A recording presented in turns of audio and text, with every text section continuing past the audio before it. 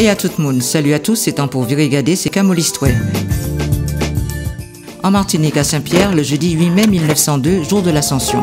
En ce matin de l'Ascension, l'air est pur et la cité a repris des couleurs. Pendant la nuit, un orage a nettoyé les toits et les pavés des rues. Tout semble annoncer une journée splendide. Mais une explosion se produit dans le cratère de l'étang sec. Un énorme rideau de fumée noire, illuminé par des milliers d'éclairs. La nuée ardente déferle vers la ville. Les habitants de Saint-Pierre sont tués sur le coup. Ils ont à peine le temps de se rendre compte de ce qui leur arrive.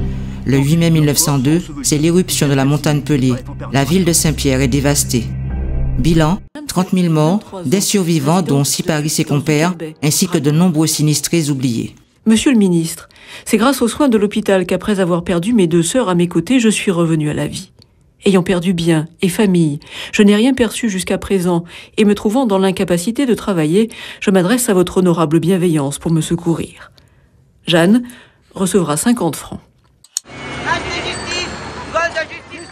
En Martinique toujours, le 8 mai 1920, parution du premier numéro du journal Justice, fondé par Jules Monroe, avocat, professeur de philosophie, homme politique et journaliste. André Aliker sera rédacteur et directeur de publication du journal.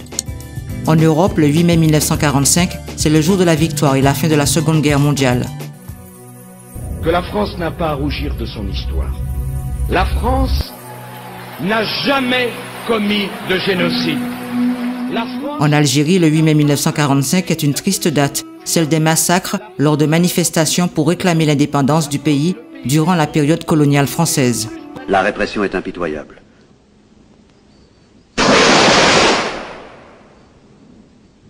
Au moins 15 000 morts. 45 000 affirmera plus tard le FLN.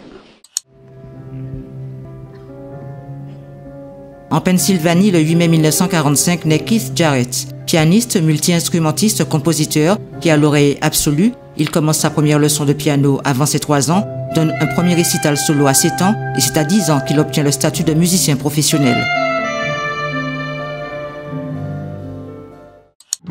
Dans le Dakota du Sud, le 8 mai 1973, c'est la fin de l'occupation du comptoir de Wounded Knee dans la réserve indienne de Pine Ridge, débutée à la fin du mois de février par des membres de l'American Indian Movement afin de protester contre le régime de terreur instauré par Dick Wilson.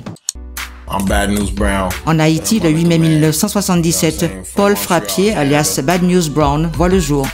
Un véritable phénomène avec une fusion hip-hop et harmonica.